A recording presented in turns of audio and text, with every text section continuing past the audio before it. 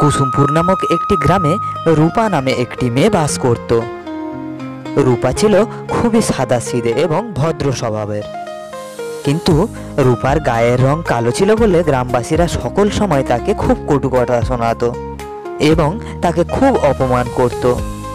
রূপার পরিবার বলতে ছিল তার একজন বৃদ্ধ মা, তার দাদা এবং বৌদি। রূপা ছিল খুবই পরিশ্রমী একটি মেয়ে। এত পরিশ্রম করার সত্ত্বেও তার গায়ের রঙের জন্য তার দাদা এবং বৌদি তাকে সহ্য করতে পারত না। কি রে মুখপুরি, এইখানে দাঁড়িয়ে আছিস? এখনো রান্না বসাসনি কেন? তোর জন্য গ্রামের মানুষের কাছে আমাদের কত কথা শুনতে হয়, তবুও তুই ঠিক মতো কাজ করিস না। এই তো এখনই যাচ্ছি বৌদি, আমি এই মাত্র পুকুর পাড় থেকে জল নিয়ে ফিরলাম। আমি এখনই রান্না বসিয়ে ফেলছি। আমি দেরি করব না বৌদি, এখনই রান্না বসাচ্ছি। তুই যখন রান্না করবি তখনই আমাদের খেতে হবে। এ কি মামার বাড়ির আবদার পেয়েছিস নাকি? তুই যখন যা বলবি আমাদেরকে তখন তাই করতে হবে। নিজেকে কি ভাবিস হরির কালি? যা এখান থেকে, যা এখনই রান্না বসে গিয়ে। এইভাবে পাড়া প্রতিবেশী এবং বাড়ির লোক তাকে সকল সময় অপমান করত এবং কটু কথা শোনাতো। বাইরের লোকের কথায় সে কষ্ট না পেলেও বাড়ির মানুষেরা যখন তাকে অপমান করত সে অনেক বেশি কষ্ট পেত। রূপার দাদা রমেশ চাষবাস করে তাদের সংসার চালাতো। তুমি যে সেদিন বলেছিলে তোমার বোনকে কে যেন দেখতে আসবে, এখনো আসেনি কেন? বয়স তো আর কম হলো না। তুমি কেমন ভাই, নিজের বোনকে এখনো পর্যন্ত বিয়ে দিতে পারলে না? আর তোমাদেরকে দোষ দিয়ে কি লাভ? যে মেয়ের গায়ের রং এমন হাড়ির কালির মতো, তাকে কেই বা বিয়ে করে নিয়ে যাবে? তুমি তো সব দেখতেই পাচ্ছ গিন্নি, কত পাত্র এসে ঘুরে চলে গেল। সবাই রূপার গায়ের রঙের জন্য অপছন্দ করে। আমি কি করব বলো? রূপার গায়ের রঙের জন্য কোনো পাত্র যদি ওকে পছন্দ করতে না চায়, তাতে আমার দোষটা কোথায়? কিন্তু তুমি একদম চিন্তা করো না গিন্নি, খুব তাড়াতাড়ি ওর একটা বিয়ের ব্যবস্থা হয়ে যাবে। হ্যাঁ, তাই যেন হয়। এমন অভাবের সংসারে এমন একটা দোষী মেয়েকে পালা কি মুখের কথা? পাড়া প্রতিবেশীরাও এখন ওকে নিয়ে কানাঘুষো করা শুরু করে দিয়েছে। তুমি যত তাড়াতাড়ি পারো একটা ব্যবস্থা করো।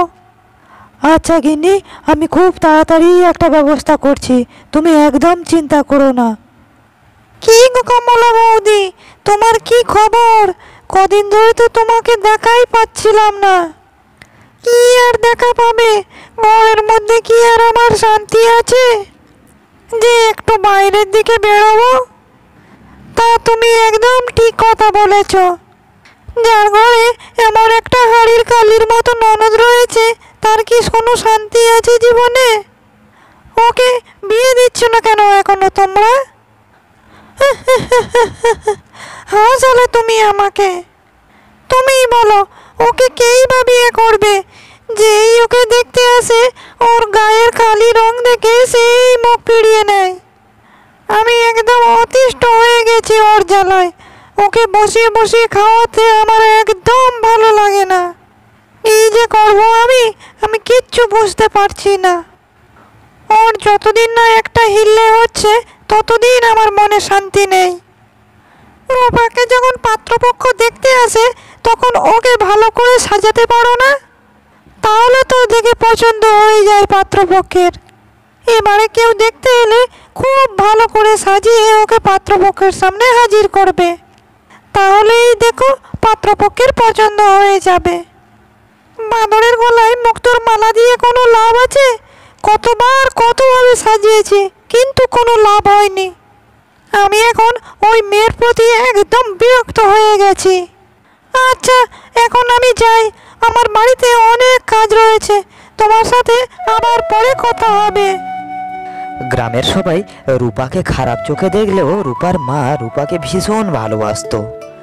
আচ্ছা মা, একটা কথা আমাকে বলতে পারবে, গায়ের রঙই কি মানুষের সব? সবাই আমাকে এত অপছন্দ করে, আমাকে কত কটু কথা বলে, কিন্তু আমি তো মানুষের কখনো কোনো ক্ষতি করিনি। জানো মা, গ্রামের সবাই আমাকে অনেক খারাপ খারাপ কথা বলে, কিন্তু তাতে আমার কোনো কষ্ট হয় না। কিন্তু আমার বাড়ির মানুষ যখন আমাকে কথা শোনায়, তখন আমার ভীষণ কষ্ট হয় মা, যেন আমার বুকটা ফেটে যায়। আমি কি ইচ্ছা করে কালো হয়েছি? অপরওয়ালা যদি আমাকে কালো করে পাঠায়, তাহলে আমারই বা দোষটা কোথায়? মারে, তুই দেখতে মোটেও খারাপ নোস।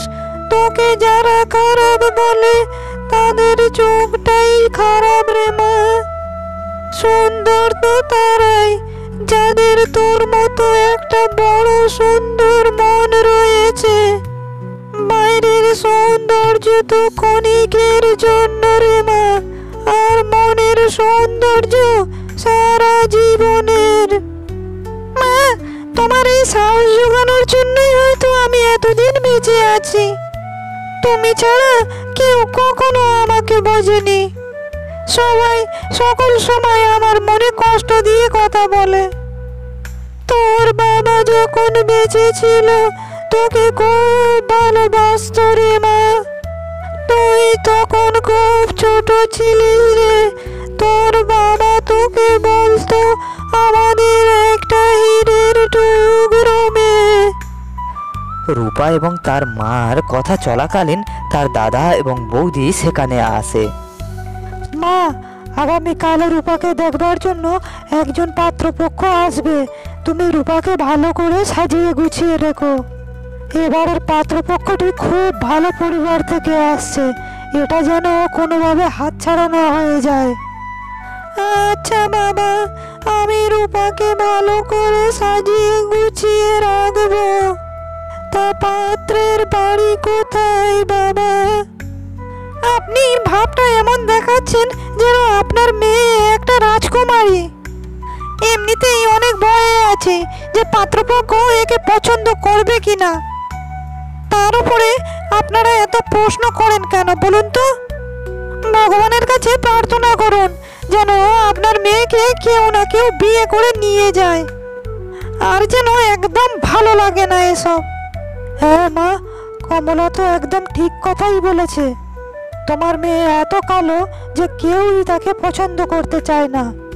তবে ভগবানের কাছে প্রার্থনা করতে থাকো, এইবারের এই পাত্র যেন তোমার মেয়েকে পছন্দ করে, তাকে বিয়ে করে নিয়ে যায়।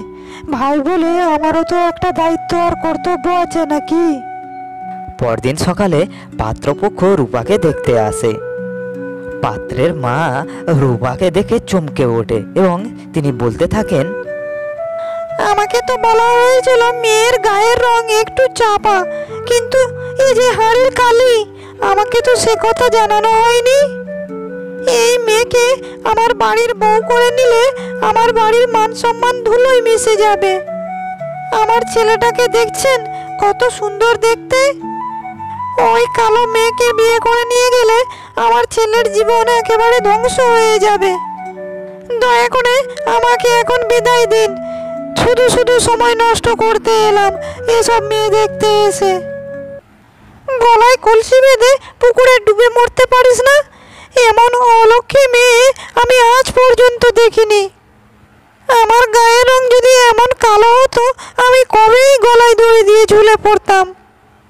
পাত্রপক্ষ তো পছন্দ করলোই না, সেই সাথে আমাদেরকে অপমান করে গেল। দূর হয়ে যা তুই আমার চোখের সামনে থেকে, আর কখনোই আমার চোখের সামনে তুই আসবি না। ইচ্ছে করছে তোকে পুকুরে চুবিয়ে মারি। এইভাবে বেশ কিছুদিন কেটে যায়। হঠাৎ একদিন রূপার দাদা রমেশ প্রচণ্ড অসুস্থ হয়ে পড়েন। এতে বাড়ির সবাই খুবই চিন্তিত হয়ে পড়ে, কারণ রমেশের রোজগারে তাদের সংসারটা চলতো। আমার স্বামীর এই রকম অবস্থার জন্য আপনার ওই অলক্ষী মেয়েই দায়ী। সে আপনার মেয়েকে বিয়ে দিতে পারছিল না বলে চিন্তায় চিন্তায় তার আজ এই অবস্থা হয়েছে। এখনো সময় আছে, ভালোই ভালোই বলছি, আপনার মেয়েকে এই বাড়ি থেকে তাড়ান। আর তা না হলে আপনি ছেলে হারাবেন, আর সেই সাথে আমি আমার স্বামীকেও হারাবো। বৌমা, তুমি এইভাবে কেন বলেছো? রমেশ যেমন তোমার স্বামী, তেমন আমার ছেলেও বটে। রমেশের জন্য আমারও তো ভীষণ চিন্তা হচ্ছে মা। হঠাৎ করে রমেশ এত অসুস্থ হয়ে পড়লো কি করে? কিন্তু তার জন্য যে রূপা কিভাবে দায়ী, এই জন্য রূপাকে তো দায়ী করা যায় না মা। যার ভাগ্যে যেমনটা লেখা আছে তেমনটাই তো হবে। এইভাবে রূপাকে বলো না বৌমা, রূপা যে অনেক কষ্ট পায়। হয়েছে হয়েছে, আর আদিক্ষেতা দেখাতে হবে না। আপনারা এখন এখান থেকে যান তো, আমি এখানে রয়েছি, আমার স্বামীকে আমিই দেখে নিতে পারবো। রূপার ভাইয়ের অসুস্থতার জন্য রূপা সকল সময় খুব মন খারাপ করে থাকতো, কারণ রমেশের চিকিৎসার জন্য অনেক টাকার প্রয়োজন ছিল। আমাদের বাড়িতে আমার ভাই ছাড়া আর কেউ তো রোজগার করে না। ভাই যদি অসুস্থ হয়ে পড়ে থাকে তাহলে সংসারটা চলবে কি করে? আর ভাইয়ের চিকিৎসার জন্য তো অনেক টাকার প্রয়োজন। এই টাকাগুলো আসবে কোথা থেকে? আবার এদিকে মাও যে অসুস্থ। না, এখন দেখছি আমাকেই কিছু করতে হবে। আচ্ছা, কাল থেকে আমি পিঠে বানিয়ে গ্রামে গ্রামে বিক্রি করব, আর সেই পয়সা দিয়ে আমি সংসারের খরচ চালাবো। পরদিন থেকে রূপা অনেক যত্ন করে পিঠে বানিয়ে সেই পিঠেগুলি গ্রামে গ্রামে ঘুরে বিক্রি করতে আরম্ভ করে দেয়। রূপার বানানো পিঠে প্রথম দিন থেকেই গ্রামের লোকেদের খুব ভালো লাগে এবং প্রথম দিন থেকেই তার পিঠেগুলি খুব ভালো বিক্রি হতে আরম্ভ করে। সেই সাথে রূপা অনেক টাকা উপার্জন করে, আর সেই সমস্ত টাকা দিয়ে রূপা শহর থেকে ডাক্তার আনিয়ে তার ভাইয়ের চিকিৎসা করান। ঠিকমতো চিকিৎসা আর ওষুধপত্র পেয়ে তার ভাই খুব তাড়াতাড়ি সুস্থ হয়ে ওঠে। রূপা বোন, আমাকে তুমি ক্ষমা করে দাও। তোমার জন্য আমার স্বামী এত তাড়াতাড়ি সুস্থ হতে পেরেছে। আমি তোমাকে অনেক কটু কথা শুনিয়েছি, তুমি পারলে দয়া করে আমাকে ক্ষমা করো। সত্যি কথা বলতে কি বোন, আমি তোমার নখেরও যোগ্য নই। রূপ দিয়ে নয়, গুণ দিয়ে মানুষের বিচার করা হয়। এটা আমি একদম ভুলে গিয়েছিলাম বোন। তোমার বাইরের চেহারা দেখেই আমি এতদিন তোমাকে বিচার করেছি। তোমার ভিতরে থাকা গুণকে আমি কখনোই বুঝতে চাইনি বোন। তুমি দয়া করে আমাকে ক্ষমা করে দাও। এখন তুমি সমাজকে দেখিয়ে দিলে বোন, আসল সাফল্য গুণ দ্বারাই আসে। আমি সত্যিই অনেক অনুতপ্ত বোন। আমাকেও তুই ক্ষমা করে দে বোন, আমিও তোকে কম কষ্ট দিইনি। আমি তোর ভাই তো হয়েছি, কিন্তু সত্যিকারের ভাইয়ের মতো ভাই আমিও হতে পারিনি। তোকে বিয়ে দেওয়ার জন্য আমি তোকে কত কটু কথা বলেছি, তোর গায়ের রং নিয়ে আমি তোকে কত কথা শুনিয়েছি বোন। দয়া করে তুই আমাকে ক্ষমা করে দে বোন। দাদা, বৌদি, তোমরা এইভাবে কথা বলছো কেন? আমি তোমাদের থেকে অনেক ছোট। ছোটদের শাসন করার অধিকার বড়দের রয়েছে, আর এই সমস্ত কথা নিয়ে আমি একদম মন খারাপ করিনি। তোমরা আমাকে শাসন করতেই পারো, তোমাদের সে অধিকার রয়েছে, আর আমি মন থেকে তোমাদেরকে ক্ষমা করে দিয়েছি। তোমরা এইভাবে আমার কাছে ক্ষমা চেও না, আমার ভীষণ খারাপ লাগে। আর আমরা এক পরিবারেরই মানুষ, আমাদের উচিত সবাই মিলেমিশে থাকা। দেখেছো কমলা, দেখেছো যে বোনকে আমরা এতদিন এত কথা শুনিয়েছি, এত অপদস্থ করেছি, সেই বোনের মনটি কত উদার। আমরা ক্ষমা চাওয়ার সাথে সাথে সে আমাদেরকে ক্ষমা করে দিয়েছে। আজকের এই দিনটার জোগাড় জন্যই উপরওয়ালা আমাকে বাঁচিয়ে রেখেছে। তোদের একসাথে মিলেমিশে থাকতে দেখে আমার জীবনটাই ধন্য হয়ে গেছে রে বাবা। তোরা সারা জীবন এইভাবেই মিলেমিশে থাকিস। এরপরে থেকে রূপা এবং তার পরিবার মিলেমিশে আনন্দের সাথে জীবন কাটাতে থাকে।